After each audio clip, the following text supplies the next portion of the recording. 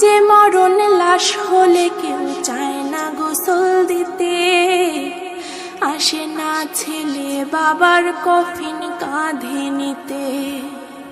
জানাজা দাফন কাফন ভাগ্যে যদিও হয়, মানবতার ফেরিওয়ালা সেথায় অসহায়।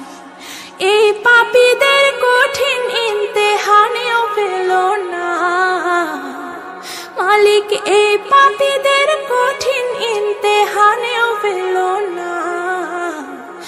এমন মরণ মাওলা তুমি কাউকে দিও না, এমন মরণ মাওলা তুমি কাউকে দিও না।